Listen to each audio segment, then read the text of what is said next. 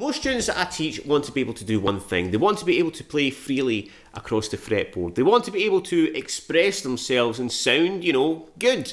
But the frustrating part is many feel they have the knowledge, but they don't know how to apply it musically.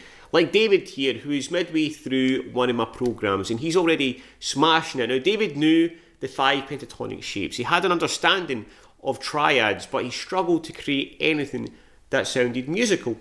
That's until we started working on a few tricks that almost instantly improved his playing, and his guitar pieces started to sound much more melodic.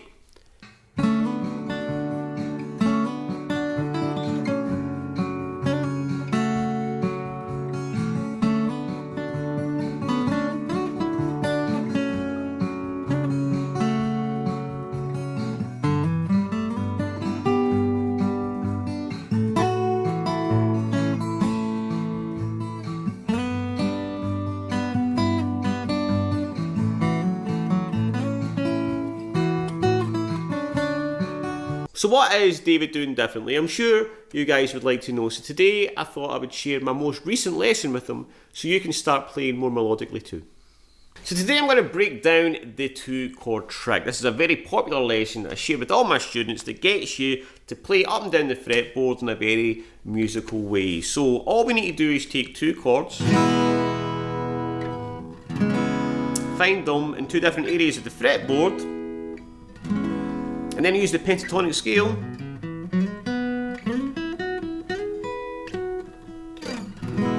to create something musical that mashes it all together in some kind of melodic fashion. Now, I'm going to show you that today. Now, I say it all the time, the best way to unlock the fretboard, the quickest way, is to understand the connection between triads and scales. And piece by piece, the fretboard opens up to become a canvas of untapped potential.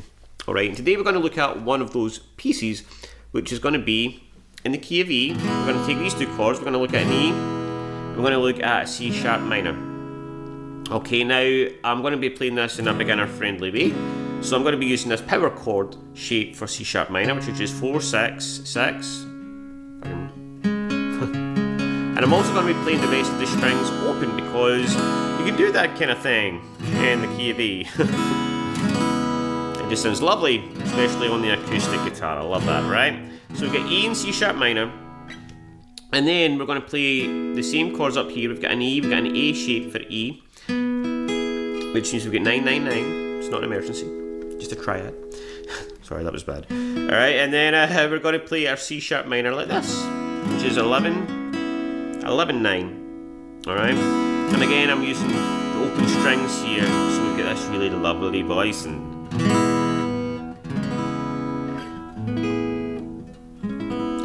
alright, so there are 2 chords, our E, our C sharp minor, our E, and our C sharp minor. And now all we really need to know to connect the dots, so to speak, is to understand the pentatonic scale attached to those particular chord shapes. Now, we're going to be playing E major pentatonic, which is exactly the same as C sharp minor pentatonic, believe it or not. They are twins. Okay, relative major and minor. That's another lesson for another day. But when you've got the E shape right here, when you put your middle finger up to the low E string, we are in shape 3 pentatonic, or pattern 3 pentatonic, should I say. Alright, so we can make this little move. We get open E, 2, 4, 2, 4, 2, 4. We can slide that up into pattern 4. We go up to 6 here. 4, 6. And we're not going to go any further than that, that's enough. And we can use this shape to connect these 2 chords together. Okay, more on that in a second. I want to move on to the next shape. Alright, see how we can just move up, and I'm going to show you that in just a second. Right, move up to the pentatonic scale here, because here is something that we should all pretty much know by now, which is pattern 1 pentatonic. Alright, which is 9, 12, 9, 12, 11, 9, 11, 9, 11, 9, 12, 9, 12. If I could get it, if I can learn it first. We're playing E major pentatonic, so the root is the E here in 12th fret, the 9th fret of the G, the 12th fret of the high E as well. Okay, we've got all those chords in that pentatonic pattern all in that area. I've also got pattern 2, which works as a little extension. Okay, so the next step I want to do, and sorry if I'm rushing through this a bit, I just want to make sure that I'm not going too slow, but we want to create a little motif. Okay, now what I suggest is that you take what I'm doing right here and you use that as like a base, a foundation for your own exploration on the fretboard. Okay, this is something that I teach to my students and I preach, is get your fretboard boots on, take this stuff and start to make it your own. This is exactly what I do. I take the scales and the shapes and I come up with something. Once you start doing that, that is where you will start to become the guitar player and not the guitar copier. Okay?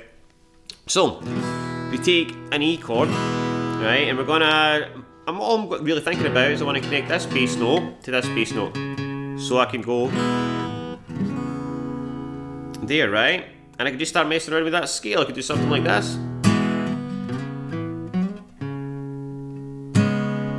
There we go. Okay, that's my little motif, my little lick.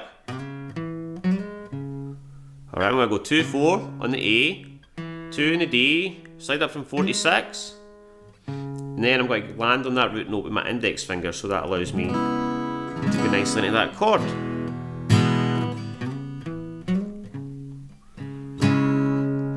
You don't need to play notes all the same and loud, you can play them nice and soft.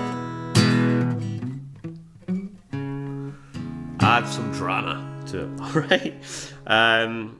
Okay, and then I want to take that idea, this is the next step, and then you want to find the octave up here, right? So we're playing in a higher position in the fretboard, but I can find the exact same notes, because I'm using the exact same 5 notes, the exact same scale, just a different pattern using the exact same notes. Alright, so I could go 9 to 11, or I'll play the E chord. 9 up to 11, 9, 11, and slide up to 13.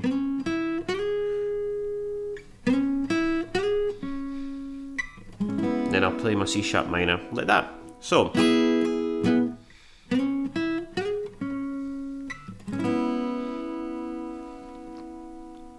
okay, so let's add something a little bit more to that to bring it all together, right? So I could do this. I'm not going to play an E chord.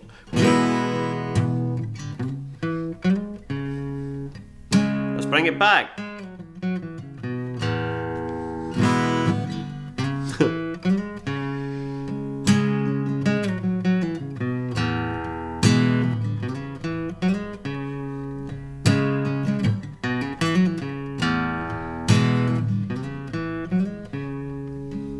Okay, so one thing I did there, I just slid back 64, 2, then again 4, and back again. I think I did that anyway, so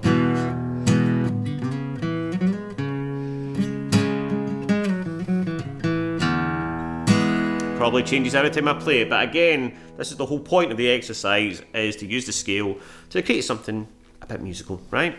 And of your own. Okay, another thing I did there,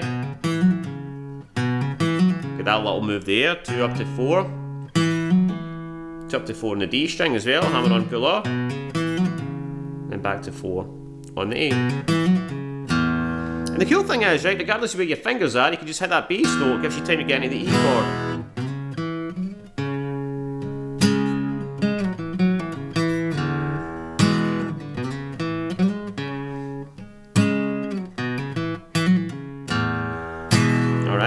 And again, you'll see me, I'm playing the same kind of thing a little bit differently every time.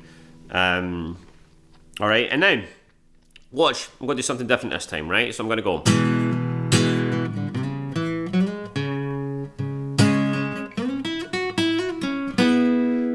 Okay, I'm going to slide up into the next shape.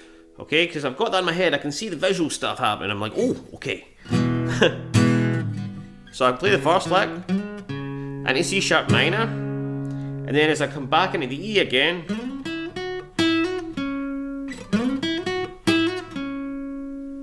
alright, I can come right into that shape and play a little lick, and In this case, I'm sliding up to 11, 9, 11.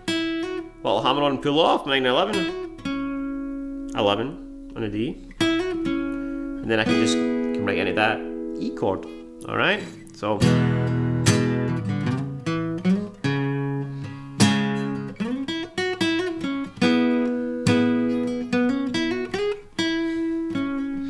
Alright, and then play another little lick there. And I could use this little shape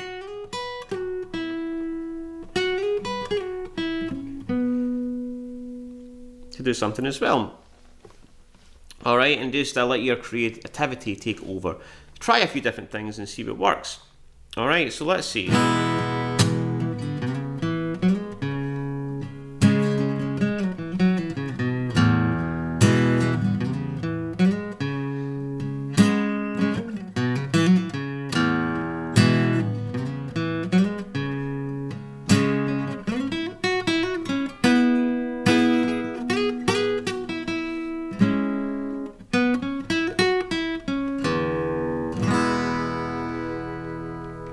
Alright, I could go on and on, guys, but I just wanted to share the method behind the madness. Alright, and again, that's just one little piece. When we do this with chords and the scales, time after time, we build up the reps, we build up the muscle memory, and it all eventually comes together. Talking about putting the work in, if you really want to get some fast progress on the guitar, if you want to be able to play up and down the fretboard and be an expressive musician, I do have some spaces open for my 90-day coaching program, so you can check that out. It's in the description or around here, and we can have a chat. Otherwise, thanks for joining me, and I'll see you in the next one.